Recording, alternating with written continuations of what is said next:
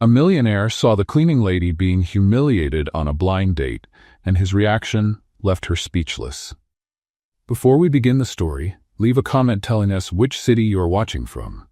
And at the end, don't forget to rate this story from 0 to 10.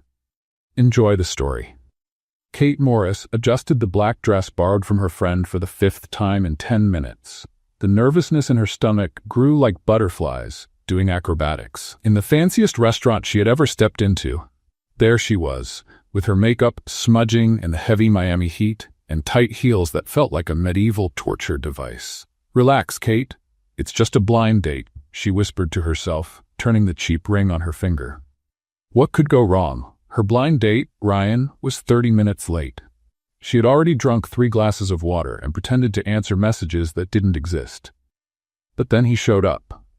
Tall, well-dressed, hair slicked back, wearing too much cologne. His expression, however, faded the moment he saw her. He stopped at the door, looked around as if searching for an emotional emergency exit, then walked over to the table with a forced smile. "Kate," he said, pulling out the chair without even greeting her properly. "Hi, I'm glad you came," she replied, trying to sound natural.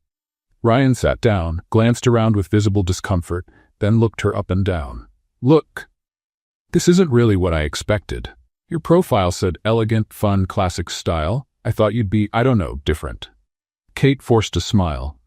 "I am fun and elegant depending on the day. Maybe today isn't the best example." He laughed, but not kindly. "And that dress looks like a motel curtain." She swallowed hard. The joke wasn't even creative. "I almost didn't come," she said. "I thought maybe." "You should have followed that instinct." Kate blinked. "Excuse me, look," Ryan went on, adjusting his cufflinks. "You seem nice, but you're clearly not from my circle. You don't fit with me, you know? You look kind of like a—" He didn't finish. "A cleaning lady?" completed a male voice behind him. Ryan turned, confused. Kate did too. And there he was, Dylan Brooks, resident of PH1, the richest man in the building where she scrubbed elevators and vacuumed carpets since moving to Miami. Dylan wore a dress shirt with sleeves rolled up, his blazer resting on his shoulder. He smiled with a calmness that carried polite venom. "Excuse me," he said, "but this table is reserved for polite people." "Sorry, and you are?" Ryan stood up, not understanding. "A gentleman, apparently in short supply here," Dylan replied. "And, by coincidence, a frequent customer of this restaurant." Ryan frowned. "Look, I don't know what's going on here, but I'm trying to have a date." "Trying?" Dylan gave a low laugh. "Humiliating a woman is not exactly part of a date. It's just gourmet cowardice." Kate froze. The restaurant grew partly silent. Some nearby tables began to pay attention. "Listen here, pretty boy," Ryan started, losing his charm. "This is none of your business." "You're right." Dylan looked at Kate and extended his hand. "But if she accepts, it can become my business." Kate hesitated for 2 seconds. Then, in an impulse even she didn't understand, she took his hand and stood up. "By the way," Dylan said, turning to the waiter, "table for 2. And please escort this gentleman out." Seems he left his manners at the door. While Ryan fumed and was gently led to the exit, Kate, still holding Dylan's hand, trembled slightly. "You didn't have to," she began. "I had to," he interrupted with an almost shy smile. "After all, I recognized you." She bit her lip, torn between relief and not knowing where to look. "I didn't even know you noticed me." "Of course I do. Every Tuesday you sing loudly in the hallway while cleaning the carpet on the 8th floor. Hard to forget." Kate let out a short laugh, surprised. That was the radio. And the voice, too. He winked. "Now, will you have dinner with me? But I can't afford it. I've paid for plenty of garbage in my life, Kate. Tonight I'd rather invest in decent company." And that's how the worst date of her life turned into something unexpected. As they sat down, Kate felt that something unusual was happening. And it wasn't just the wine being served. It was as if, for the first time in a long while, someone looked at her with no filters, no judgment, no fear of labels, and she had no idea where it would lead. The dinner that began as a social rescue quickly turned into something Kate never expected, an unplanned comedy session. Dylan had a peculiar way of asking questions, not the usual ones on a first date, like, "What do you do for a living?" or "What's your sign?" No, he asked things like, "If you could choose a superpower, but it only worked on Tuesdays between 2 and 3 in the afternoon, what would it be?" Kate almost choked on her wine. Seriously? That's your conversation strategy? Strategy? Dylan pretended to be offended. This is pure social science. I'm mapping your personality through absurd, hypothetical scenarios. Oh, so this is an experiment? Kate raised an eyebrow. How romantic. It works better than asking about exes or career plans. Those are conversations for regular people. And we're not regular? Dylan looked around the fancy restaurant, then at Kate in her borrowed dress, and finally at himself. A cleaning lady and a millionaire having dinner after he threw out her disastrous date? Kate, if that's regular, then I'm an astronaut. She laughed too loudly, making a few heads turn. Sorry, but you do look like an astronaut, the kind who gets lost in space and forgets how to get back to Earth. Hey, Dylan protested. I know exactly where I am. Are you sure? Because you're having dinner with a woman who has $5 in her purse and borrowed shoes from her neighbor. The shoes are borrowed? The dress too. Actually, the only thing that's mine here is the underwear, and even that's questionable. Dylan almost spit out his wine. Kate Morris, you just broke every polite conversation protocol I've learned in 28 years of life. Protocols are overrated, she said, cutting her steak with an elegance that contrasted with her words. Besides, if you wanted polite, you would have had dinner with that blonde with silicone I saw leaving your apartment last week. You saw Victoria leaving? Hard not to. She was wearing heels so high she looked like she was walking on stilts, and her perfume reached the elevator 2 floors before she did. Dylan laughed, shaking his head. You're observant. I'm paid to be invisible, so I have time to observe. Kate shrugged. For example, I know you talk to yourself in the shower because I hear you when I clean the hallway, and that you only eat cereal for breakfast because that's what I see most in your trash. That's a little scary, or useful. Imagine having someone who knows all your odd habits and still doesn't judge you. And what are my odd habits? Kate made a dramatic pause as if compiling a mental list. You talk to your plants. You have a stuffed pineapple on your bed. And you wear underwear with pizza prints. Dylan stopped chewing. How do you know about the underwear? I collect your laundry, remember? Kate smiled mischievously. And for the record, the hamburger ones are the funniest. That's an invasion of privacy. That's housework. Not my fault if you have the wardrobe of a wealthy teenager.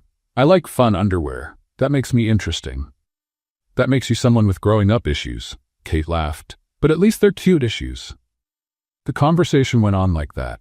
Dylan trying to maintain his dignity, while Kate methodically broke down every attempt he made to seem sophisticated. It was like watching someone try to build a house of cards during an earthquake. Can I ask a serious question? Dylan said when dessert arrived. You can, but I can't promise a serious answer. Why did you agree to have dinner with me? After what happened with that idiot, you could have just left. Kate stirred her tiramisu, thoughtful. Because you did something no one has done for me in a long time. What's that? You defended me without wanting anything in return. At least, I hope you don't want anything in return. Just your company. You already have that. Then we're even. When dinner was over, Dylan insisted on driving Kate home. His car was as fancy as expected, but he drove like a normal person, not like someone trying to impress. Thank you for the rescue, said Kate when they arrived at her modest building, and for the food and for making me laugh. Thank you for reminding me I actually have a sense of humor, Dylan replied. Sometimes I forget that in the middle of all the corporate seriousness.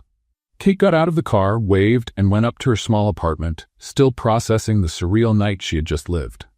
The next morning, her phone rang early, very early. Kate answered with a sleepy voice. Kate Morris? Said a formal female voice. This is she. This is Helen Rodriguez from the Ocean Tower Administration. We're calling to inform you that your services will no longer be required starting today. Kate sat up in bed, fully awake. What do you mean? Did I do something wrong?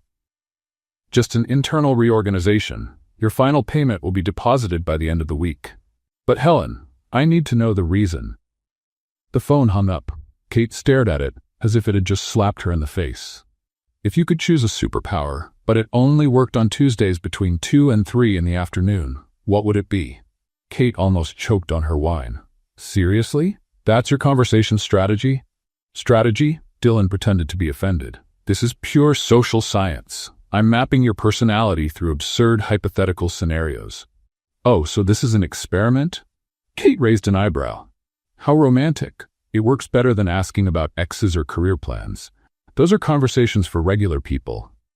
And we're not regular? Dylan looked around the fancy restaurant, then at Kate in her borrowed dress, and finally at himself. A cleaning lady and a millionaire having dinner after he threw out her disastrous date? Kate, if that's regular, then I'm an astronaut. She laughed too loudly, making a few heads turn. Sorry, but you do look like an astronaut. The kind who gets lost in space and forgets how to get back to Earth. Hey, Dylan protested. I know exactly where I am. Are you sure? Because you're having dinner with a woman who has $5 in her purse and borrowed shoes from her neighbor. The shoes are borrowed? The dress, too.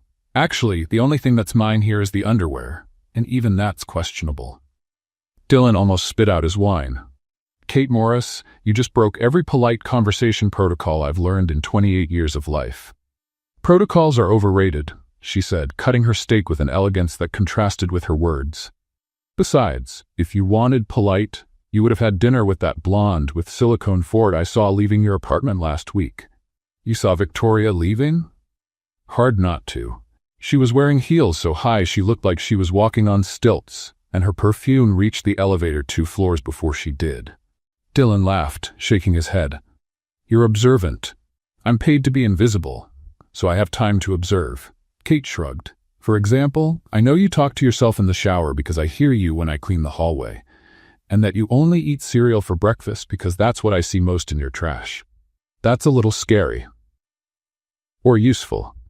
Imagine having someone who knows all your odd habits and still doesn't judge you. And what are my odd habits? Kate made a dramatic pause, as if compiling a mental list. You talk to your plants. You have a stuffed pineapple on your bed. And you wear underwear with pizza prints. Dylan stopped chewing. How do you know about the underwear? I collect your laundry, remember? Kate smiled mischievously. And for the record, the hamburger ones are the funniest. That's an invasion of privacy. That's housework. Not my fault if you have the wardrobe of a wealthy teenager. I like fun underwear. That makes me interesting. That makes you someone with growing up issues. Kate laughed. But at least they're cute issues. The conversation went on like that. Dylan trying to maintain his dignity while Kate methodically broke down every attempt he made to seem sophisticated. It was like watching someone try to build a house of cards during an earthquake. Can I ask a serious question? Dylan said when dessert arrived. You can, but I can't promise a serious answer. Why did you agree to have dinner with me? After what happened with that idiot, you could have just left. Kate stirred her tiramisu, thoughtful. Because you did something no one has done for me in a long time. What's that? You defended me without wanting anything in return. At least I hope you don't want anything in return. Just your company. You already have that. Then we're even. When dinner was over, Dylan insisted on driving Kate home. His car was as fancy as expected, but he drove like a normal person, not like someone trying to impress. Thank you for the rescue, said Kate when they arrived at her modest building. And for the food, and for making me laugh. Thank you for reminding me I actually have a sense of humor, Dylan replied. Sometimes I forget that in the middle of all the corporate seriousness. Kate got out of the car, waved, and went up to her small apartment, still processing the surreal night she had just lived. The next morning, her phone rang early, very early. Kate answered with a sleepy voice. Kate Morris? Said a formal female voice. This is she. This is Helen Rodriguez from the Ocean Tower Administration. We're calling to inform you that your services will no longer be required starting today. Kate sat up in bed, fully awake. What do you mean? Did I do something wrong? Just an internal reorganization. Your final payment will be deposited by the end of the week. But Helen, I need to know the reason. The phone hung up. Kate stared at it as if it had just slapped her in the face. Kate stared at the silent phone for a full 5 minutes, as if waiting for it to ring again with a correction. Sorry, we called the wrong number. Actually, we want to promote you to general manager. But the phone remained silent, just like her bank account and her job prospects. After taking a shower that lasted exactly 3 minutes to save hot water, Kate decided she needed answers. And if there was one thing she had learned from cleaning offices for 2 years, it was that answers were always hidden behind fake smiles and corporate excuses. She put on her best, determined woman searching for the truth outfit, jeans without holes and a blouse that wasn't wrinkled, and marched to the ocean tower like a general heading into battle. The building looked different when you weren't authorized to be there. More imposing, more intimidating, as if the golden elevators themselves were judging her presence. "May I help you?" asked Bradley the doorman, with that tone all fancy building doormen mastered, polite on the surface, but with a layer of suspicion underneath. "Hi, Bradley. It's me, Kate Morris. I need to speak with someone from management." Bradley looked at her as if she were a ghost that had just materialized. "Kate? But you don't? I mean, I heard that. That I was fired? Yes, I heard the same thing. That's why I'm here. I need to understand the reason." "Well, Mrs. Rodriguez isn't?" "Then I'll wait." Kate headed to the reception sofas and sat down with the determination of someone who had all the time in the world and no job to lose. 20 minutes later, Helen Rodriguez appeared, visibly uncomfortable. "Kate, you shouldn't be here. We already talked on the phone." "Talked?" Kate stood up with a smile that didn't reach her eyes. "Helen, you spoke to me for 43 seconds and hung up. That's not talking, that's discarding. Look, this wasn't my decision." "Then whose was it?" "Because up until yesterday I was an exemplary employee. I was never late, never broke anything, never complained about the crazy hours." "What changed in 12 hours? Helen glanced around nervously, as if hoping someone would appear to save her. "It was a decision from the board." "What board?" "The manager is Mr. Peterson, who is traveling in Europe. The administrator is you. Who else has the power to fire someone here?" "Kate, please." "Helen, I've been cleaning this building for 2 years. I know every apartment, every resident, every dirty secret hidden behind these fancy doors, and I know when someone is lying to me."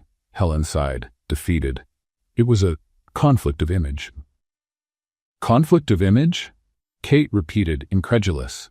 "I'm a cleaning lady, not a social media influencer. What image could I possibly conflict with while vacuuming carpets? Someone saw you socializing with one of the residents in an inappropriate context. The realization hit like a piano falling from the 10th floor. "Socializing? You mean having dinner, Kate?" "Someone saw me having dinner with Dylan Brooks and thought that was inappropriate. The specific name wasn't mentioned, but everyone knows there's only one resident in this building important enough to cause a conflict of image." Kate laughed, but it wasn't a happy laugh. "Let me guess, a very elegant, very powerful woman, very concerned about the family reputation?" Helen didn't answer, but her expression confirmed everything. "His mother," Kate murmured. "Evelyn Brooks. I can't confirm. You don't need to. Now it all makes sense." Kate headed to the elevator with a determination that made Bradley step back instinctively. "Kate, you can't go up." "Bradley, are you going to stop me?" "Physically?" The doorman looked at the 5'3" woman who seemed capable of knocking down a bull with the sheer power of indignation and quietly returned to his desk. The ride to the top floor never felt so long. Kate mentally rehearsed what she would say, every word carefully chosen for maximum emotional impact. When the doors opened to the penthouse, Dylan was there, standing in the room as if he knew she was coming. "Kate." "Dylan, I can explain." "Oh, can you?" Kate walked into the apartment uninvited. "Good, because I'm dying to hear how you explain how an exemplary cleaning lady goes to bed employed and wakes up unemployed after having dinner with the prince of the building." Dylan closed his eyes for a moment. "My mother saw you. Wow, what a surprise." Kate clapped sarcastically.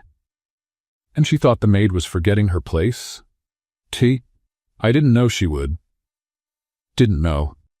"Dylan, how many years have you lived in this building? You've known your mother for 28. How could you not know she would do exactly this?" "Because I didn't think that." "That what? That having dinner with me would have consequences? That your mother wouldn't approve? Or that I'd find out you're capable of ruining my life without even realizing it?" Dylan ran a hand through his hair, clearly frustrated. "It wasn't intentional." "It wasn't intentional?" Kate laughed, but it was a bitter laugh. "Dylan, you invited me to dinner knowing exactly who you are and who I am. Knowing that your family lives in a world where people like me only exist to clean up the mess of people like you. And now you're surprised this went wrong? I just wanted what? To feel good about yourself? To be the Prince Charming who saves the maid? To have an adventure with the cleaning lady so you could feel rebellious? No, Dylan exploded. I wanted to get to know you better because you're the first person in years who actually makes me laugh. The silence that followed was so thick it could have been cut with a knife.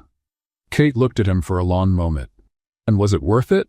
Getting to know the funny cleaning lady cost me my job, my financial stability, and apparently my dignity. But at least you laughed, right? Kate, I can fix this. How? Call your mommy and ask her to rehire me? Explain that I'm a good maid who knows her place? No, I'll give you a better job.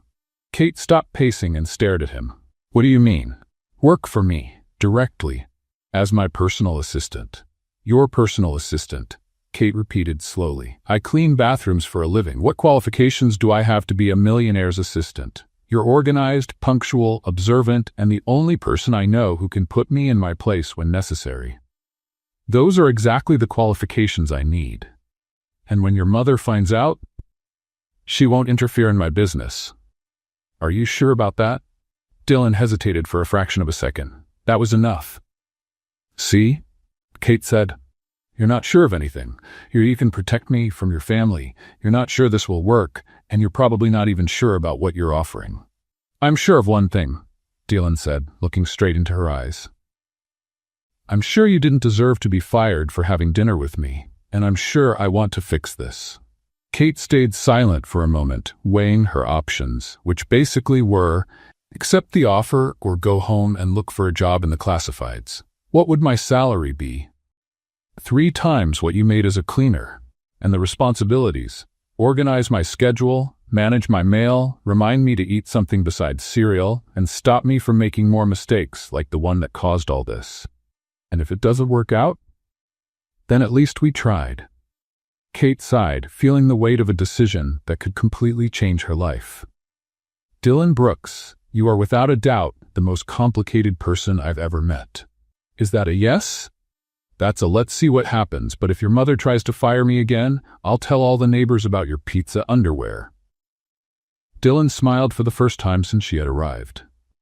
Deal. Kate showed up on Monday at 8 in the morning, dressed in her most professional outfit, a black skirt and a white blouse she had bought specifically for job interviews that never happened. She was determined to keep everything strictly professional. No jokes, no intimacy, nothing that could be interpreted as inappropriate socializing. The plan lasted exactly 15 minutes. Good morning, Dylan, she said, walking into the penthouse with an organizer folder under her arm. I'm here to start my job as your personal assistant. There was no response. Dylan? Kate heard music coming from the office. Not normal music, but something that sounded like a mix of electronic beats and whale sounds. She followed the noise and found Dylan sitting at his desk, wearing huge headphones, nodding his head to the rhythm and talking to himself. Or at least she thought he was talking to himself. No, Alexa, I don't want the weather forecast in Tokyo, he said to the air. I want to know if you can order Colombian coffee without judging me for drinking 6 cups a day. Sorry, I did not understand your request, replied a female voice with a Russian accent coming from somewhere in the apartment. Not you, Svetlana? I'm talking to Alexa. Who's Svetlana? Kate asked loudly enough for him to hear over the electronic whale music. Dylan turned and almost fell out of his chair when he saw her. Kate? You came. Did you think I wouldn't? We agreed yesterday. Yes, but... He took off the headphones. I thought you might have changed your mind, or that my mother might have kidnapped you overnight. Too early for kidnappings. Now who is Svetlana? Oh, she's my virtual assistant. Well, one of the virtual assistants. I have 3. Kate blinked. 3 virtual assistants? Why do you need 3 virtual assistants? Each one has a different specialty. Alexa handles the house, Svetlana organizes my work, and Sophia helps me with investments. And you still needed a human assistant? The virtual ones can't stop me from making mistakes. I tried to program that, but they just respond, command not recognized, when I'm about to ruin my life. Kate set the folder on the desk and sighed. Dylan, this is going to be interesting. Dobro utro, Kate Morris, said the Russian voice from nowhere. Kate looked around, confused. What did she say? Good morning in Russian. Svetlana is very polite, sometimes too polite. Yesterday she corrected me because I said, please, only twice in an email. You're telling me your Russian virtual assistant gives you lessons in etiquette?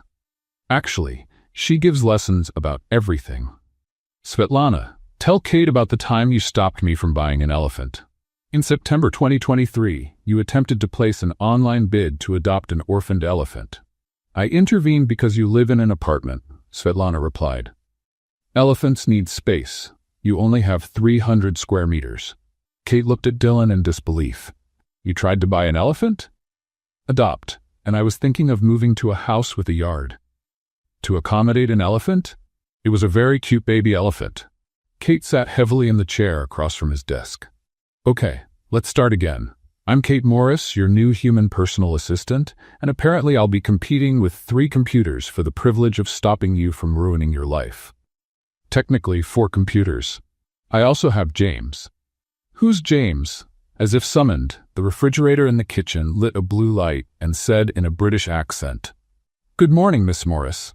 I am James, intelligent household assistant. May I inform you that Mr. Brooks has eaten only cereal for the last 4 days and suggest a nutritional intervention. Kate looked at Dylan, then at the fridge, then back at Dylan. Your refrigerator has a name and a British accent, and a personality. James is a bit dramatic. Last week you refused to open because I ate pizza for breakfast. It was a peaceful protest for your health, sir, James said defensively. See? Dramatic. Kate stood and walked to the kitchen where she faced the smart fridge. James, is that true? Yes, ma'am. A pleasure to meet you. May I suggest you try to convince Mr. Brooks to eat vegetables? I have carrots for 3 weeks. I'll try, James. Thanks for the tip. You're welcome, ma'am. I would also like to mention that he talks to me at 2 in the morning when he can't sleep. James, Dylan protested from the living room. That was confidential. Sorry, sir, but I found it relevant for training the new assistant. Kate returned to the living room laughing. Dylan, your domestic life is more complicated than a reality show. It's practical to have everything automated. Practical? You have 4 digital assistants, and you still hired a human. That's not practical, it's a collection. They have limitations. Like what? Well, when I told Alexa to play music to sleep, she played heavy metal because she interpreted music to die instead of music to sleep. Kate laughed out loud. Seriously? And Sophia once invested my money in a candy company because I said I wanted sweet stocks. Stop speaking Portuguese with an American accent to machines programmed in English. I'm not speaking Portuguese. Dylan, you just tried to explain that you said sweet stocks, but it sounded like ações doces. You're translating in your head. Maybe a little.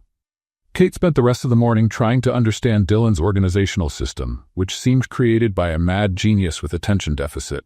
There were digital folders named Important but not Urgent, Urgent but maybe not that important, and mysteriously, For when I understand what this is.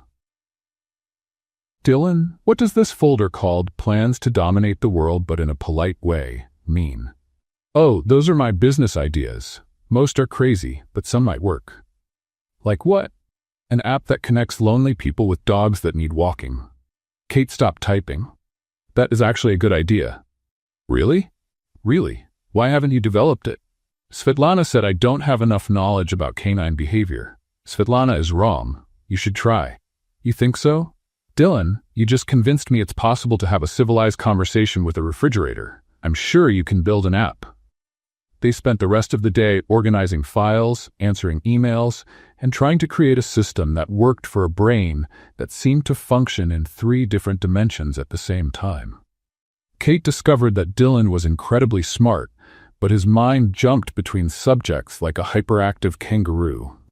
Late in the afternoon, while Dylan was on a call, Kate was organizing some documents on his computer when she accidentally clicked on the draft emails folder.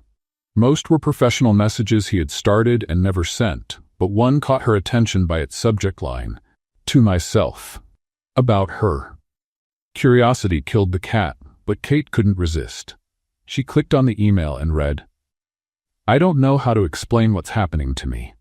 I met someone completely unlikely, someone who shouldn't make any difference in my life, but she does.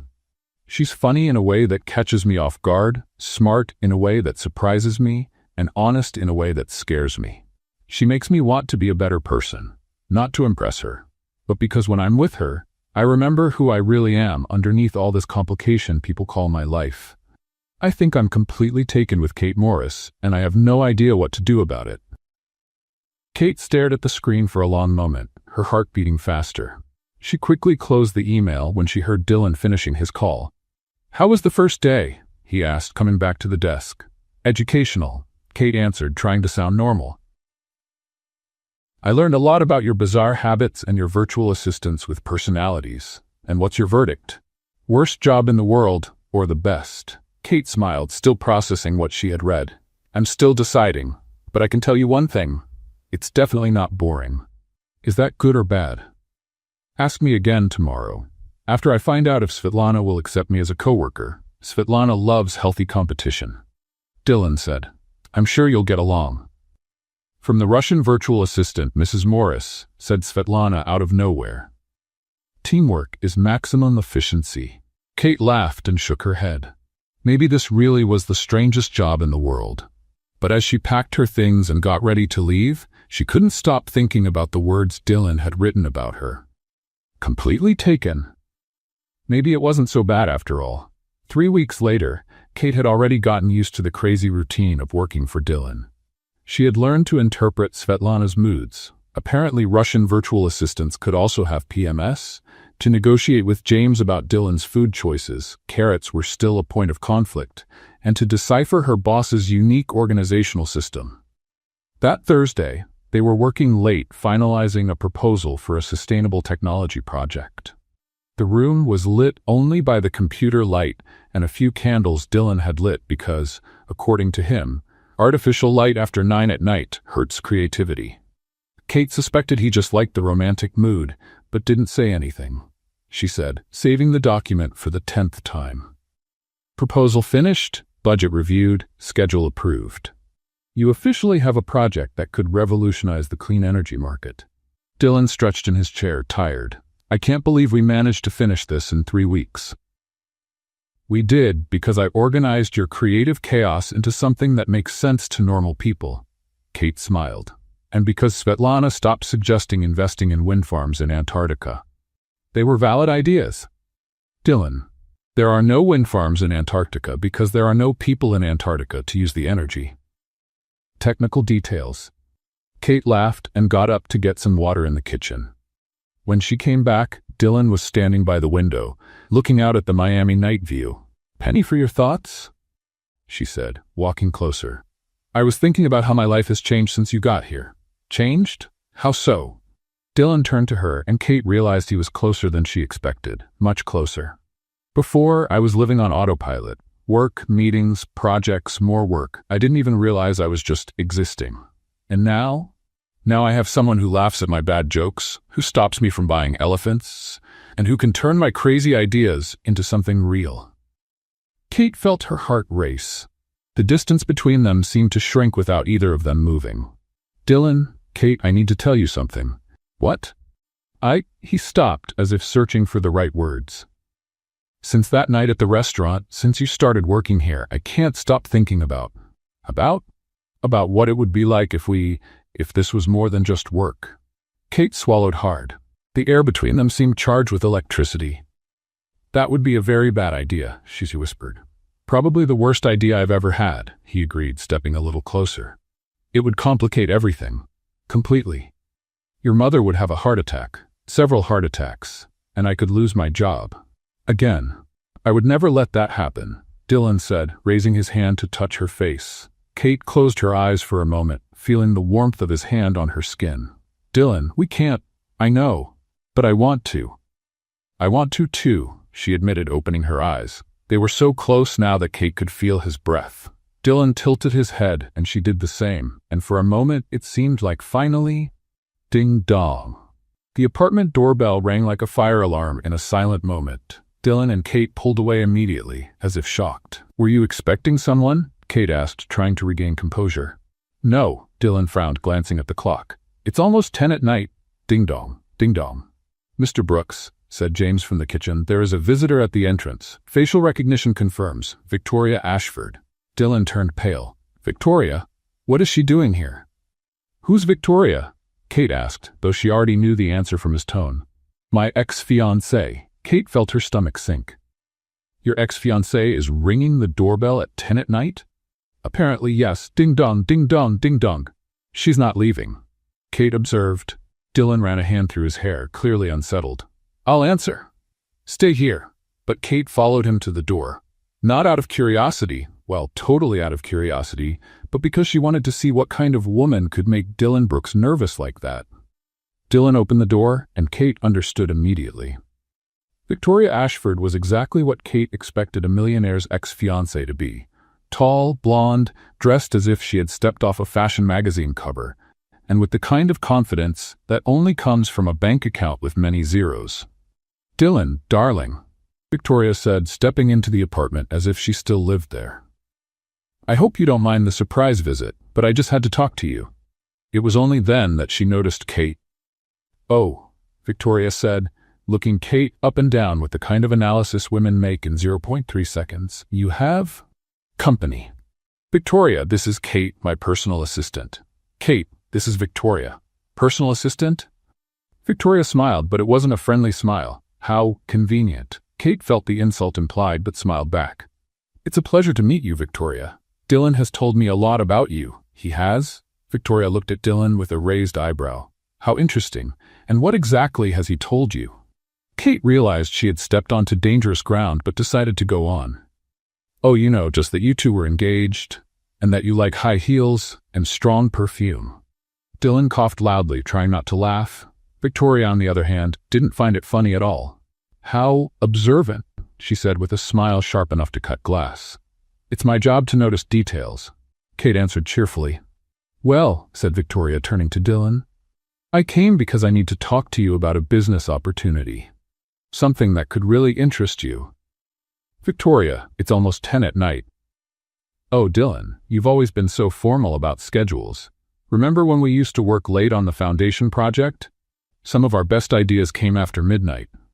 Kate watched the exchange of looks between them and felt a sting of something that was definitely not professional jealousy. What kind of opportunity? Dylan asked, visibly uncomfortable. A sustainable technology project. Clean energy, social impact, everything you love. And I have the perfect investors. Kate and Dylan exchanged a quick look. They had just finished exactly that kind of project. Actually, Kate said, we just finished a proposal for it, Kate. Victoria interrupted smoothly. This is a business conversation between Dylan and me. I'm sure you understand. The message was clear. Leave. Kate looked at Dylan, waiting for him to say something, to say she could stay, that her opinion mattered, that they were a team. But Dylan only said, Kate, why don't you go home? We've worked enough today. Kate felt like she had just been punched in the stomach. Of course, she said, trying to keep her voice steady. I'll get my things. While she packed up her documents, Kate could hear Victoria talking to Dylan about how wonderful it would be to work together again, and how she always knew they would make the perfect team. Kate, Victoria said when she passed through the living room on her way to the door, it was a pleasure meeting you. I'm sure we'll see each other often since I'll be working temporarily with Dylan on this new project. Kate stopped at the door and turned. Temporarily? Oh, yes. Victoria smiled triumphantly. Dylan and I always worked very well together. Isn't that right, darling? Dylan looked torn between discomfort and something Kate couldn't identify. Nostalgia? Renewed interest? Good night, Kate said, leaving before she could say something she'd regret. While she waited for the elevator, Kate heard laughter coming from the apartment. Familiar, intimate laughter. From two people who shared history. When the elevator doors closed, Kate allowed herself to feel the full weight of disappointment. For a moment, in that candlelit room, she had thought that maybe, just maybe, she and Dylan could be something more. But Victoria had appeared like a cruel reminder of who Kate really was in Dylan's life. Just the assistant. Replaceable, expendable, and apparently easily forgotten when someone from his past returned. The elevator descended slowly, and with each floor that passed, Kate felt as if she was returning to her original place, far from Dylan Brooks's world, where she had always belonged. Kate arrived at work on Friday, determined to act as if nothing had happened. After all, she was a professional, an exemplary personal assistant.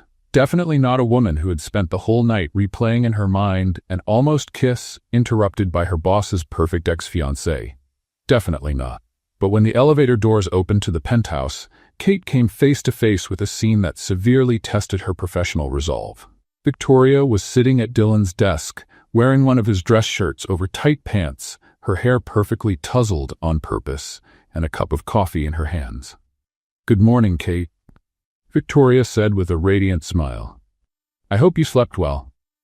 Kate looked at Dylan, who was sitting on the other side of the table with an expression that could only be described as a man who made a mistake and doesn't know how to fix it. "Good morning," Kate replied, setting her bag on the side table. "I see you started early today." "Oh, actually, we never stopped last night," Victoria said, stretching like a satisfied cat. "You know how it is when ideas start to flow." We lost track of time. Kate felt a knot in her stomach but kept her smile. "How productive." "Dylan, do you need me to organize anything for the new project?" Kate? Dylan began, but Victoria cut him off. "Actually, dear, I already organized everything. I have experience managing complex projects. MBA from Harvard, you know." "How convenient," Kate said. "I have experience organizing Dylan's life specifically. 2 months of intensive training." Victoria laughed, but it wasn't a kind laugh. 2 months? How cute. Dylan and I worked together for 3 years when we were engaged. I know all of his methods. The word methods was said with an intonation that made Kate feel like she needed a shower. "Good to know," Kate said, sitting at her chair. "Dylan, what's the agenda for today?" "Well, Victoria and I are going to review the contracts with the investors. And then we have lunch at the club," Victoria added, "to discuss strategies. That's where we always did our best deals." Kate typed something on the computer just to have something to do with her hands. "Should I cancel your other meetings then?" "What other meetings?" Victoria asked. "The call with the solar energy team at 2, the budget review at 3, and the conference with the lawyers at 4, Kate recited from memory. Victoria looked at Dylan with an expression of feigned surprise. "My Dylan, do you really need that much supervision?" "It's not supervision," Kate said, keeping her professional tone. "It's organization. Dylan has many projects going on at the same time." "Of course he does. He's always been very ambitious," Victoria smiled. "I remember when he tried to revolutionize the real estate market with that idea of floating houses. What a delightful disaster that was." Kate saw Dylan shrink slightly. "The floating houses were an interesting idea," she said. "Sustainable and innovative." "Interesting is a polite word for impractical." Victoria laughed. "But that's what I love about Dylan. He dreams big, even when the dreams are, well, dreams. Some dreams come true when you have the right person helping you organize them." Kate shot back. "True, that's why I'm here, to help Dylan focus on projects that are really viable." The tension in the room was so thick it could be cut with a knife. Dylan looked between the two women like a man watching a very dangerous tennis match. "Ladies," he began. "Women," Kate and Victoria corrected in unison, then looked at each other with mutual irritation. "Women," Dylan corrected quickly. "Maybe we can all work together without—" "Of course we can," Victoria said sweetly. "Kate, could you make coffee for us?" "Yesterday's was a little weak." Kate blinked slowly. "I can make coffee, but usually James takes care of the drinks, right, James?" "Certainly, Miss Morris," the fridge replied. "Double espresso for Mr. Brooks as always?" "James is so helpful," Victoria said, "but sometimes a human touch makes a difference." "Kate, you must have learned to make excellent coffee in your previous jobs." The veiled insult hung in the air like toxic smoke. "Actually," Kate said with a sweet smile, "I learned to make excellent coffee by watching how people with good taste prefer it. Dylan, for example, likes his strong but not bitter. Victoria, I can assume you like yours like your personality, artificial and with lots of sugar?" Dylan choked on the coffee he was drinking. Victoria smiled, but her eyes shone dangerously. "What an interesting observation. You must have learned a lot about observation in your cleaning jobs." "I did. For example, I learned that the most insecure people are the ones who try the hardest to put others down, and the most ambitious people are the ones who don't know when they're out of their place." "Enough!" Dylan finally exploded. "You two, stop it right now." Kate and Victoria looked at him, surprised by the outburst. "Sorry." Dylan said, running a hand through his hair. But this is getting ridiculous. Victoria, Kate is an excellent assistant and a smart person. Kate, Victoria is here to help with an important project. Can you try to get along? Kate looked at Dylan, waiting for him to add something more. Some real defense, some acknowledgement that Victoria was being completely inappropriate, but he only looked between them as if they were equally guilty. Of course, Kate said coldly. I can be absolutely professional. Great, Victoria said. So can I. The rest of the morning passed in a kind of polite Cold War. Victoria made subtle comments about Kate's education, her experience, her clothes. Kate responded with seemingly innocent remarks about Victoria's constant need for validation. Dylan tried to mediate, but it was like trying to separate two cats with a feather. At lunchtime, when Dylan and Victoria left for the so-called club, Kate finally had a moment to breathe. She was seriously considering updating her resume when her phone rang. A message from a number she recognized, but never expected to see again. Ryan. Hi, Kate. I know I have no right to reach out after what happened, but I need to talk to you. Can we meet? Kate looked at the message for a long moment. The man who had humiliated her in that restaurant, who had indirectly caused all the confusion that led to her being fired, and eventually to this impossible job. Why was he contacting her now? She was about to delete the message when another came in. It's about Dylan Brooks. There are things you need to know about him and Victoria. Kate felt a chill run down her spine. Why did Ryan know Dylan? And what did he know about Victoria? She looked around the empty penthouse, hearing only the distant sounds of Svetlana organizing files and James adjusting the temperature. Against her better judgment, she typed a reply. Kate, what do you want? The answer came almost immediately. Ryan, to protect you from making a very big mistake. Meet me tonight, Starbucks on Lincoln Road, 7 p.m. Please, Kate, it's important. Kate stared at the phone, feeling like she was about to make a decision that would change everything. Again. Outside the window, Miami sparkled under the midday sun, indifferent to the human dramas unfolding in the penthouses of its most expensive buildings. Kate sighed and put the phone away. She had already made too many mistakes recently. What was one more? Kate arrived at the Starbucks on Lincoln Road at 7 sharp, wearing her battle armor, the most professional blouse she owned, and an expression that made it clear she wasn't there for games. Ryan was already sitting at a table in the back, looking nervous and holding a cup of coffee as if it were a shield. Kate, he stood when he saw her. Thank you for coming. Don't thank me yet, she said, sitting down without taking the bag off her shoulder. You have 15 minutes before I decide this was a monumental mistake. Ryan seemed to swallow hard. Straight to the point, then. Dylan Brooks is not who you think he is. Kate raised an eyebrow. And who do I think he is? A nice guy who saved you from a bad date. A good boss who gave you an opportunity. And he's not that? Kate, Dylan Brooks is my cousin. Kate blinked slowly, processing the information. Your cousin? A distant cousin, but still. And I've known him and Victoria for years. That whole story at the restaurant, it wasn't a coincidence. Kate felt a chill in her stomach. What do you mean by wasn't a coincidence? Dylan knew you were going to be there. Victoria told him about our date. How did Victoria know about our date? Ryan shifted uncomfortably in his chair. Because I told her. We kind of go out sometimes. Kate looked at him as if he had just confessed to being an alien. You go out with Victoria. Victoria, who is Dylan's ex-fiancée. Dylan, who showed up at the restaurant to humiliate you and save me. When you put it like that, it sounds like some crazy conspiracy, because it is some crazy conspiracy. Kate exclaimed, making a few people turn their heads. Ryan, are you telling me my disastrous date was staged? Not exactly. I mean, I really didn't want to continue the date. Wow, thanks for the brutal honesty. But Dylan was there because Victoria suggested he go. She said it would be fun to see how he handled an interesting social situation. Kate stood up abruptly. Interesting social situation? I was an experiment? Kate, wait, no, I'm not waiting for anything. This is sick. There's more. Kate froze halfway through grabbing her bag. More? Victoria never got over the breakup. She still loves Dylan. And now that you two are, well, close, she's doing everything she can to push you away from him. Why are you telling me this? Ryan sighed. Because that night at the restaurant, when I saw the way Dylan looked at you, I had never seen him look at Victoria like that. And I felt bad. You didn't deserve to be used as a chess piece in her little game. Kate sat down again, feeling like the world had flipped upside down. So Dylan knew. He knew about all of it. I don't know how much he knew. Maybe Victoria only told him she had a friend going through a bad date, and he decided to play knight in shining armor.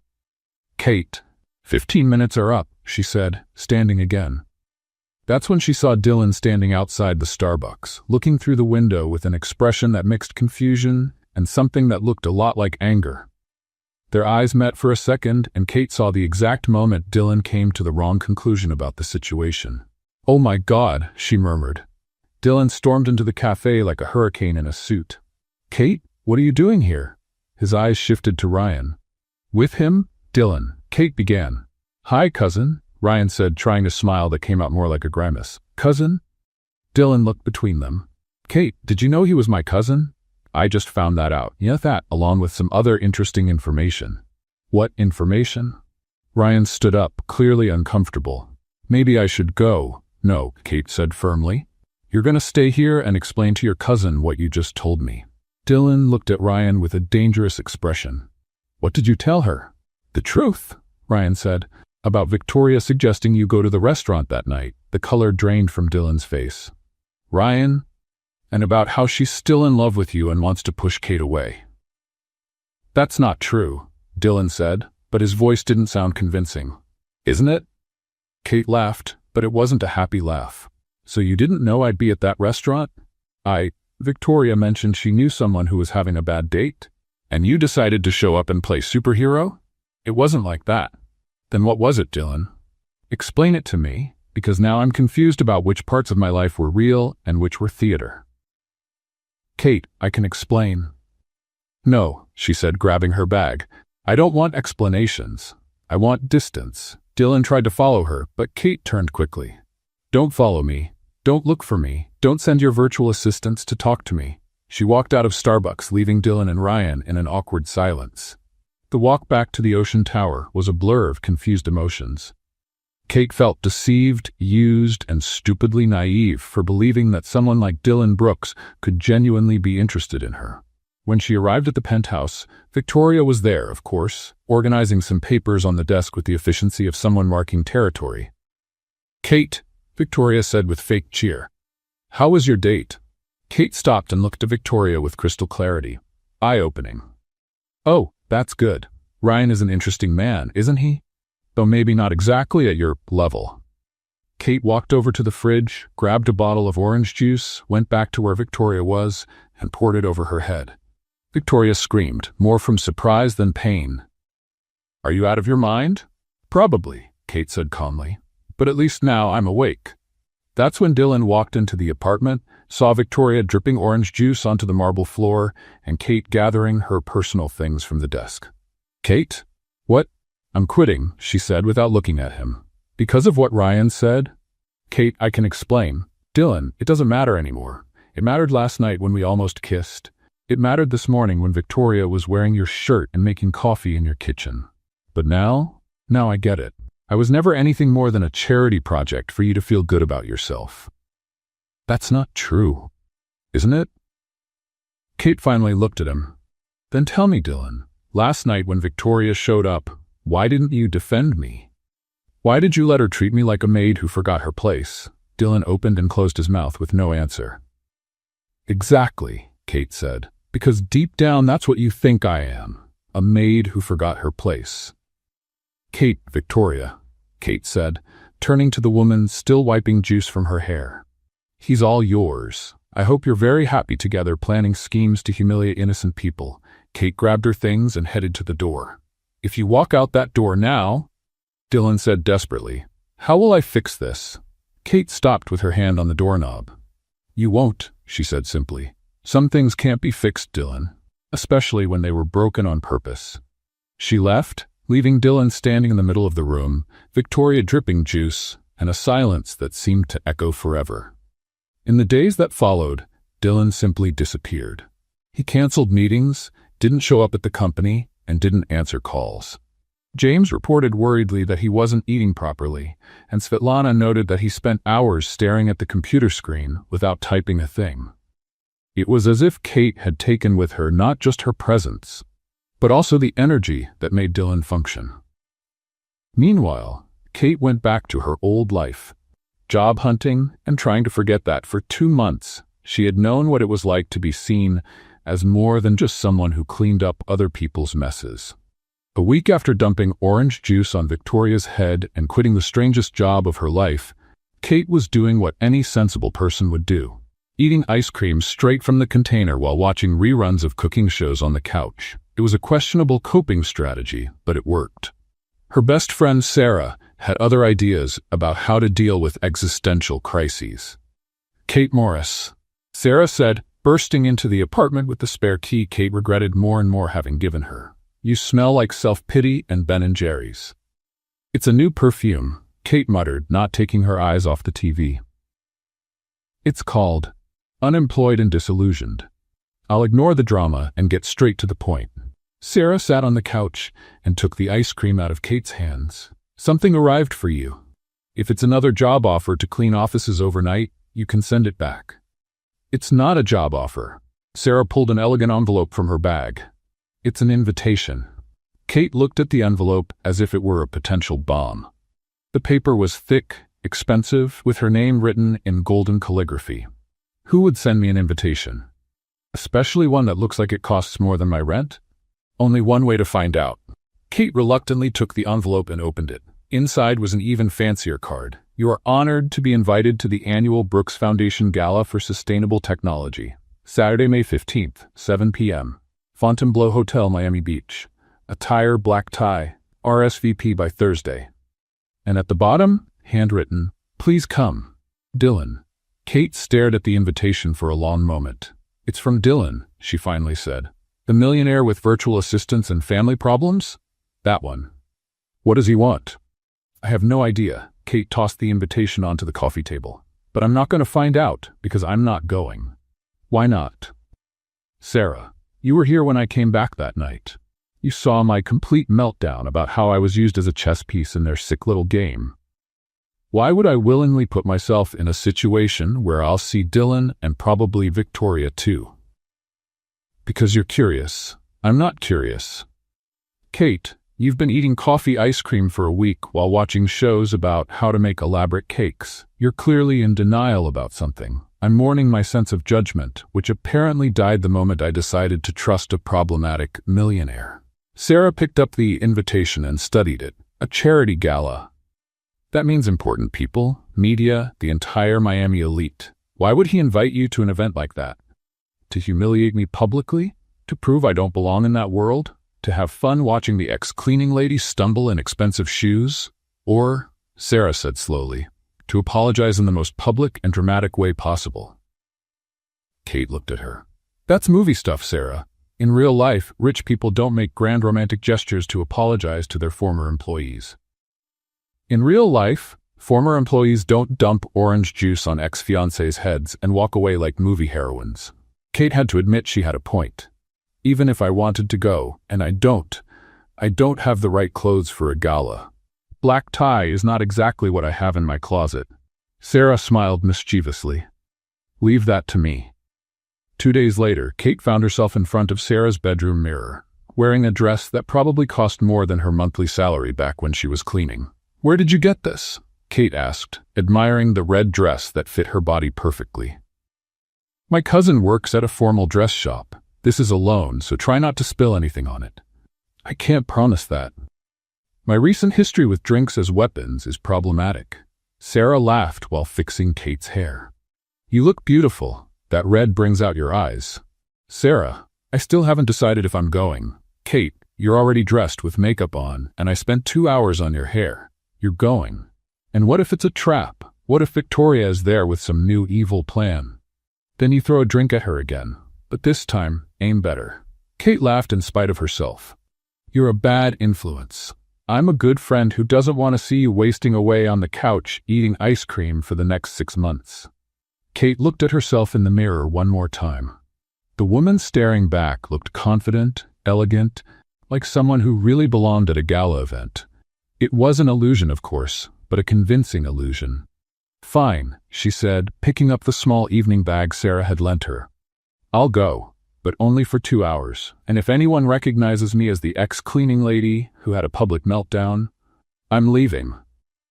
"Deal. Now, let's go, because you need to arrive at the perfect time for maximum impact." The ride to the Fontainebleau was a mix of nerves and determination. Kate mentally rehearsed several versions of casual conversations, all ending with her leaving gracefully without causing a scene. When she arrived at the hotel, however, all her mental preparation evaporated. The event was even grander than she had imagined. Luxury cars stopped at the entrance, dropping off people who looked like they had stepped straight out of celebrity magazines. Photographers captured every arrival, and the hotel entrance was decorated with lights and flowers that probably cost more than Kate's rent for a year. "May I help you?" a man in a suit at the entrance asked. "Kate Morris," she said, showing the invitation with slightly trembling hands. He checked a list and smiled. "Of course, Miss Morris. Welcome." Kate walked into the main hall and felt as if she had stepped into a fairy tale. The place was full of elegant people, chatting in small groups, while waiters moved around with trays of champagne and appetizers that looked like tiny works of art. She grabbed a glass of champagne from a passing waiter and tried to look like she belonged there, even though her heart was beating like a rock drum. That's when she saw him. Dylan was across the room, wearing a tuxedo that made him look straight out of a James Bond movie. He was talking to a group of important people, but his eyes kept scanning the room, as if he was looking for someone. Kate hid behind a decorative column, suddenly not feeling as brave as she had 15 minutes earlier. "Hiding is not a good strategy at social events," said a familiar voice behind her. Kate turned and almost spilled her champagne when she saw Victoria approaching, wearing a black dress that probably cost more than Kate's car. Victoria. What a surprise. Not a pleasant surprise, I'm sure. Victoria smiled, though it didn't reach her eyes. "I must admit I was surprised when I saw your name on the guest list." "That makes 2 of us. Kate, may I be honest with you? You can try. You don't belong here. This is Dylan's world. It always has been, always will be, and no matter how many borrowed dresses you wear, or how many times he tries to play your savior, you'll never be more than a temporary curiosity to him." Kate looked at Victoria for a long moment, then took a sip of champagne.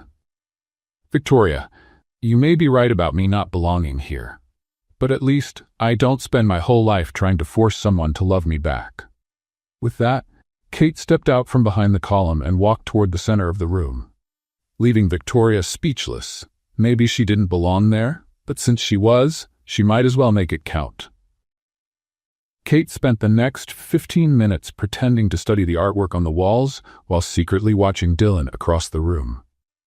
He was still talking with the same group of important people, but now he looked distracted, checking his watch constantly. She was seriously considering slipping out the back door when someone tapped the microphone on the small stage set up at one end of the hall.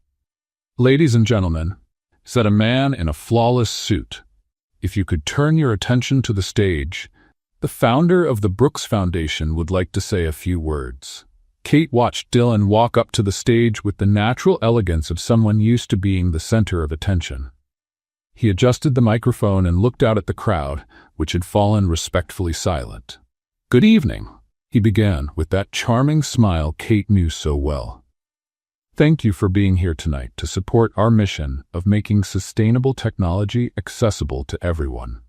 Polite applause echoed through the hall. Kate noticed Victoria sitting in the front row, smiling as if she were hosting the event. "This foundation was born from a simple belief," Dylan continued, "that the best ideas come from unexpected places, from people who may never have had the chance to show their potential." He paused, and his eyes searched the audience until they found Kate. Even from across the room, she felt the impact of that look. "Recently, I learned something important about myself," Dylan said, never taking his eyes off her. "I learned that I had lived most of my life on autopilot, surrounded by people who told me what I wanted to hear, doing things I was supposed to do because that's what was expected of me." Kate felt a chill in her stomach. Where was this going? But then I met someone who completely changed my perspective. Someone who made me laugh at myself, who organized not just my schedule, but my entire life. Someone who taught me that honesty matters more than convenience, and that courage has nothing to do with money in the bank.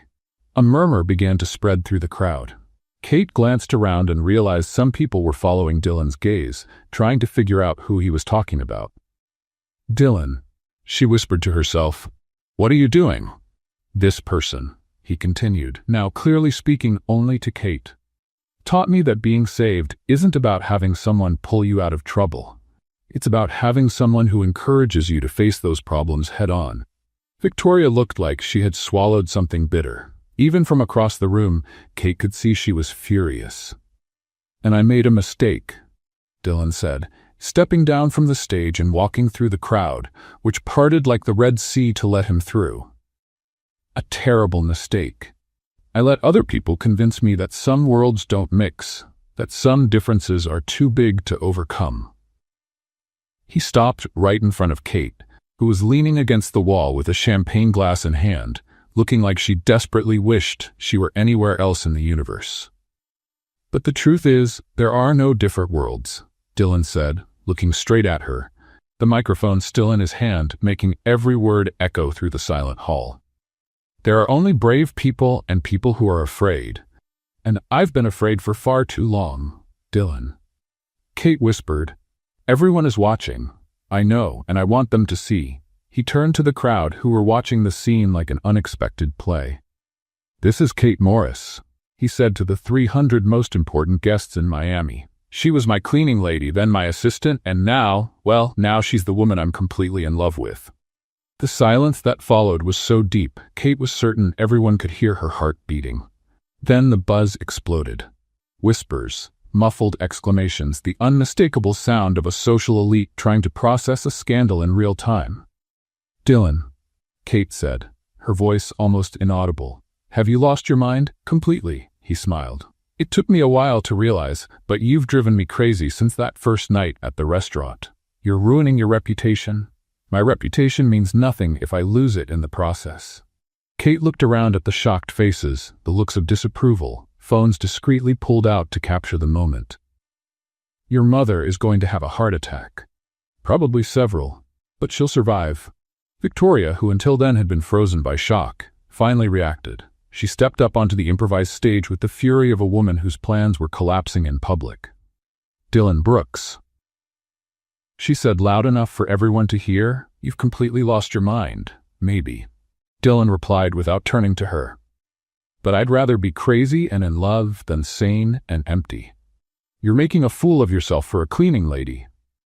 "I'm declaring myself to the woman I love. If that makes me a fool, then I'm the happiest fool in Miami."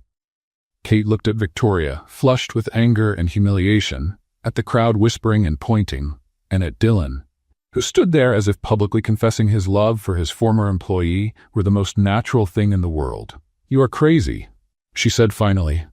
"I am crazy about you." "Dylan, this is Kate Morris," he interrupted, taking her hand. "Will you give me a second chance to do things right? Because if you say yes, I promise I will never let anyone treat you as less important than anyone in this room. I promise I will stand up for you, protect you, and love you exactly as you are." Kate felt tears starting to form in her eyes. "You're doing this in front of 300 people. If necessary, I'd do it in front of 3,000. And then, to the absolute shock of Miami's entire elite, Dylan Brooks dropped to one knee in the middle of the city's most elegant gala hall. He pulled a small velvet box from his tuxedo pocket. The silence was replaced by audible gasps of surprise. "Dylan," Kate said, looking at him kneeling before her. "What are you doing?" "Something I should have done weeks ago," he said, opening the box to reveal a simple but elegant ring. "Kate Morris, will you marry me?" Kate looked at the ring, at Dylan kneeling, at the crowd with mouths open, and at Victoria, who seemed to be having a silent breakdown. For a moment, the whole world seemed to be holding its breath for her answer. She said finally, with a smile that started small and grew until it lit up her whole face, "You are, without doubt, the craziest person I've ever met. Is that a yes?" Kate glanced one last time at the crowd of expectant faces. took a deep breath, and said the only thing that made sense. "That's a very enthusiastic. Why not?" Dylan stood and kissed her right in the middle of the gala hall, while 300 important people applauded. Some genuinely moved, others still trying to process what they had just witnessed.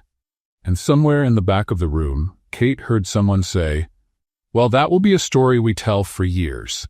She couldn't agree more. The kiss lasted exactly 7 seconds. Kate counted, because her shock made her mind do strange things like time romantic moments. And when they parted, Miami's elite applauded as if they had just watched the end of a movie. "Well," Kate said, still with Dylan holding her hands, "that was cinematic."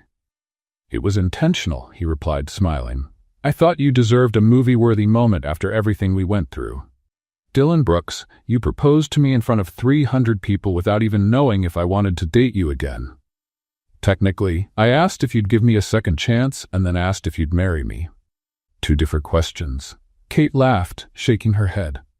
"You're right, and for the record, my answer to both is yes. But with conditions." "Conditions?" Dylan raised an eyebrow. "Are you negotiating the terms of our relationship in the middle of a charity gala?" "I'm a practical woman, Dylan. I've learned it's better to make things clear from the start." The crowd around them began to disperse discreetly, returning to their conversations, though Kate noticed several people still looking their way and whispering. "Okay," Dylan said, still holding her hands. "What are your conditions?" "First, I will not be your trophy. I will not attend events just to look pretty by your side and smile politely while people ask, 'What do you do?' and then change the subject when they find out I don't have an MBA. "I completely agree. By the way, you're much smarter than most people with MBAs that I know. Second, I will keep my financial independence. I don't want an allowance. I don't want a joint credit card. I don't want to be supported. I will find my own work and contribute to my own expenses." "I agree as well. But may I suggest you consider starting your own organizing business? You have a natural talent for it." Kate paused, considering. "That actually isn't a bad idea." "Third condition?" Dylan smiled, clearly amused by the situation. "Third, no hiding our relationship from your family or pretending I'm something I'm not. If your mother can't accept you being with an ex-cleaning lady, then she'll have to learn to deal with it. Kate, my mother will have to accept that I'm with the woman I love, regardless of what she did before meeting me. And if she can't, that's her problem, not ours. Fourth, your psychotic ex-fiancé is officially banned from our lives. I don't want Victoria on projects, I don't want her at events, and I don't even want to hear her name unless it's to talk about how she finally found therapy." Dylan glanced over Kate's shoulder at Victoria, who was still standing there, looking at them with an expression mixing fury and disbelief. "Considering she just witnessed our public engagement, I think she'll want to keep her distance anyway."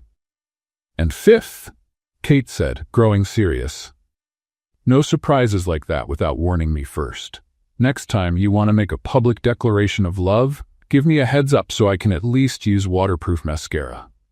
Dylan laughed out loud. "I promise. Although I should say, you look beautiful even with smudged mascara."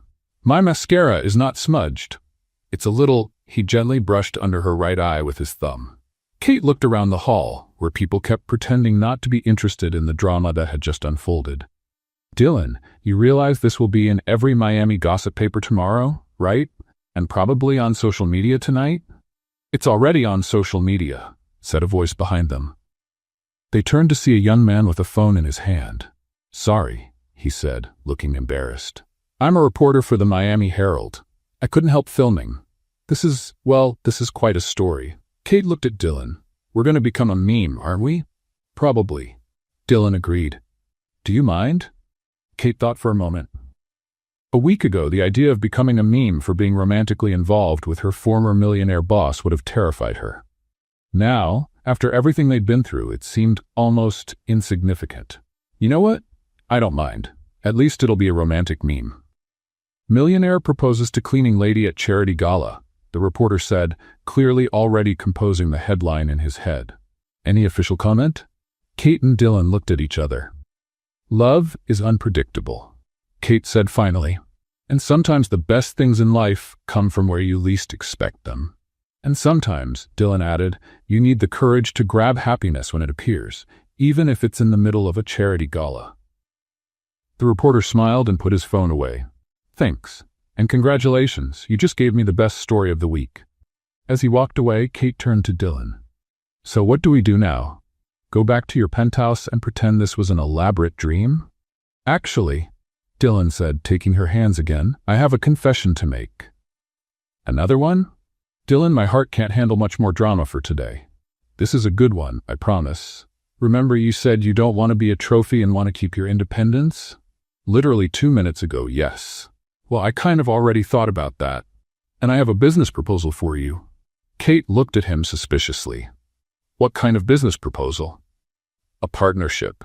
You with your organizing company, me with my resources and contacts. Together, we can create something really special. Go on. Imagine a company that not only organizes people's lives, but helps them turn their ideas into reality. You have the talent to organize chaos. I have experience turning ideas into viable businesses. Kate considered the proposal. That would be interesting. But we'd have to keep things professional at work. Absolutely. During the day, we're business partners. At night, we're a passionate couple planning our life together. And what kind of life would that be? Dylan smiled, and Kate recognized that expression. It was the same one he had whenever he talked about his craziest and most wonderful ideas. A little house with a porch, a dog that barks at mailmen, breakfast in bed on Sundays, and maybe eventually kids running around the yard and driving James completely crazy. Kate laughed, picturing the British fridge trying to handle a house full of children. A little house? You, Dylan Brooks, want to live in a little house? With you, I'd live in a tent in the middle of the desert. How romantic. But I'd rather have the little house with a porch. Dylan pulled her closer. So is this it? Are we really going to try again? For real this time? Kate looked around the gala hall, at all the important people discussing important things, at the life she could have if she said yes. Then she looked at Dylan, with his eyes full of hope and love, and she knew she had already made her decision the moment he knelt down. Dylan Brooks, she said, standing on her tiptoes to kiss him again, you've convinced me. And there, in the middle of Miami's elite, with discreet photographers capturing the moment and important people whispering about the romantic scandal of the year, Kate Morris finally knew what it felt like to be seen not as a cleaning lady or an assistant, but as a woman loved exactly for who she was. It was, she decided, a feeling worth every newspaper headline in the world.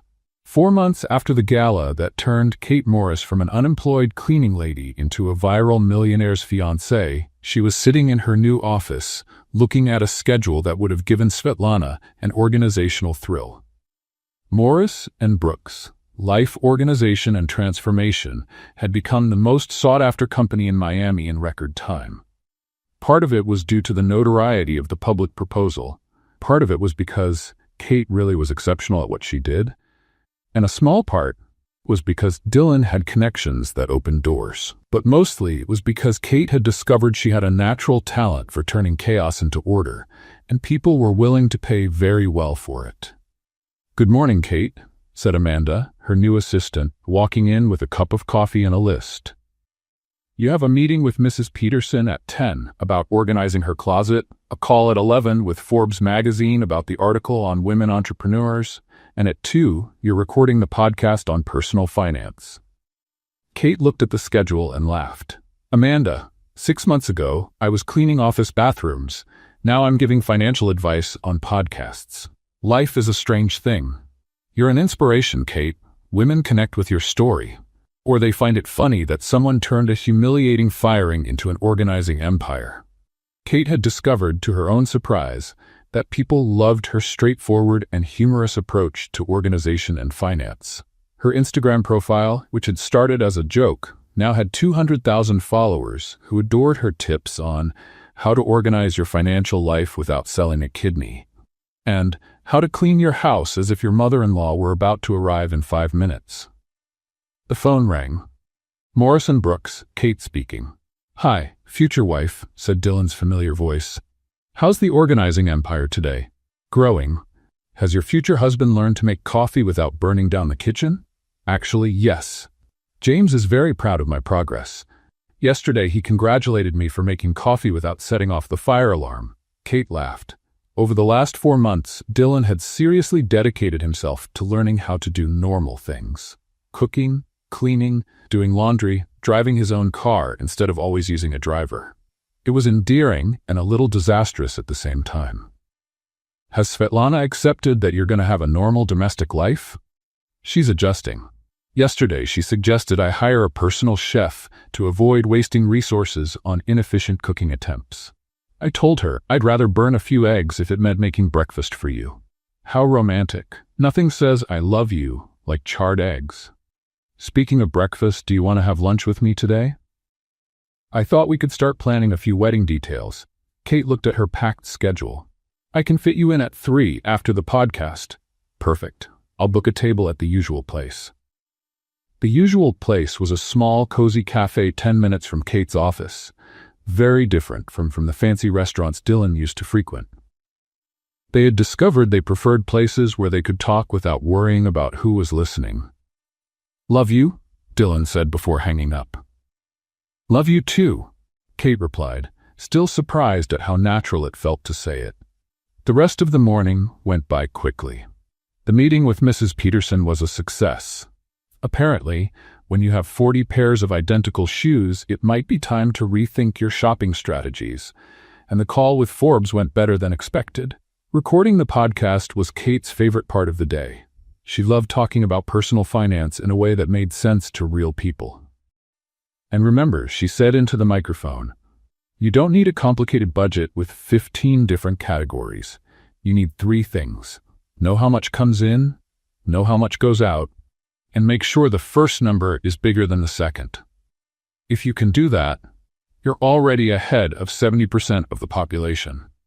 When she finished recording, Kate felt energized and accomplished. There was something deeply satisfying about helping people get their lives in order. As she walked to meet Dylan, she realized she had been feeling a little strange for the past few days. Nothing serious, just different. A bit more tired than usual, a bit more sensitive to smells. In fact, yesterday morning she almost threw up when Dylan was cooking bacon. She had blamed it on the fact that he was still learning how to control the stove, but now, thinking about it, Kate stopped in the middle of the sidewalk as the realization hit her like lightning. Oh my God, she murmured to herself. She looked around, saw a pharmacy on the corner, and made an impulsive decision. 15 minutes later, she was in the pharmacy bathroom, staring at 2 pink lines on a pregnancy test. Well, she said to her reflection in the mirror, this is going to be interesting to explain. She arrived at the cafe in a state of controlled shock. Dylan was already there, reading something on his tablet and drinking coffee with the concentration of someone trying very hard to look like a normal man having a normal coffee. Hi, she said, sitting down. Hi. He looked up and smiled. How was the podcast? Good. Dylan, I need to tell you something. Uh-oh. From your tone, either you canceled our wedding or decided to move to Alaska. Neither. Kate took a deep breath. I'm pregnant. Dylan went so still that Kate wondered if he had stopped breathing. Pregnant, he repeated slowly. Pregnant. As in, we're going to have a baby. In about 8 months, if my math is right. Dylan kept staring at her without saying a word. Dylan, are you okay? Do you need water? Sugar? CPR? A baby? That's usually the consequence of pregnancy. Yes, still nothing. Dylan, you need to say something because I'm starting to worry you've gone into an emotional coma. Finally, Dylan blinked and a huge smile began to spread across his face. We're going to have a baby. We are. A real baby. No, Dylan, an imaginary baby. Of course real. Technically, it's more my baby for the next 8 months, but yes, our baby. Dylan stood up abruptly, walked around the table, pulled Kate up, and spun her in the air. Dylan, she laughed, put me down before I throw up on you. Sorry, he set her gently back on the ground. It's just, Kate, we're going to be parents, I know. It's kind of terrifying and kind of wonderful at the same time. How do you feel? Honestly, like I swallowed a roller coaster, but happy, very happy. Dylan pulled her into a hug. I love you so much. And I already love our baby. Even though it's the size of a grain of rice right now? Especially for that. Our little grain of rice. Kate laughed against his chest. Dylan Brooks, you're going to be the craziest father in Miami, and you're going to be the most amazing mother. Our child will be the most organized and most spoiled kid in the city. James is going to freak out about having a baby in the house. James will love having someone new to take care of. He already complains I don't eat enough vegetables. Imagine with a child. Kate pulled back a little to look at him. So we're really doing this? Marriage, baby, normal domestic life? Kate Morris, there's nothing I want more in the world. And there, in the middle of an ordinary cafe on an ordinary day, Kate knew her life had changed completely once again. But this time, she was more than ready for the adventure. 2 months after the pregnancy announcement, Kate Morris stood in front of Sarah's bedroom mirror, looking at her reflection with a mix of disbelief and joy. The simple but elegant wedding dress gently hugged the curve of her growing belly, and she couldn't stop smiling. "You look radiant," said Sarah, adjusting the veil. "Pregnancy suits you. I feel like a princess who swallowed a basketball," Kate replied. "But a happy princess. Dylan is going to faint when he sees you." "I hope not." It would be hard to explain to the priest why the groom is on the floor. They had decided on a small, intimate ceremony in the garden of the new house Dylan had bought, a real house, with a porch, a backyard, and enough space for a baby, a dog, yet to come, and all the virtual assistants Dylan insisted on keeping. Kate looked out the window and saw the guests arriving. Only 50 people, close family and friends. A sharp contrast to the gala months earlier, but exactly what they wanted. "Are you nervous?" Sarah asked. "Strangely, no." Kate adjusted the bouquet of simple flowers. "I think I've gone through every possible emotion with this man. Now I just want to make it official." "And his mother?" Kate made a face. Evelyn Brooks had taken 3 full months to accept that her son was really going to marry the cleaning lady, as she still referred to Kate when she thought no one was listening. But last week, she had shown up at Kate's office with a business proposal. "Actually," said Kate, "I think she finally realized I'm not going anywhere. Yesterday she offered me a contract to organize her foundation's office. That's progress. It's strategic surrender. She decided that if she can't beat me, she'll hire me." A soft knock at the door interrupted them. "May I come in?" said Ryan's voice. Kate opened the door to find Dylan's cousin standing there in a suit, holding a small envelope. "That Ryan? What are you doing here?" "Dylan asked me to give you this." He handed her the envelope. "And to apologize once more for all that mess months ago." Kate took the envelope and opened it. Inside was a handwritten note. "Kate, a year ago, I was a man who talked to refrigerators because it was easier than talking to real people. Today, thanks to you, I know what it means to have a real life with a real person, building something real together.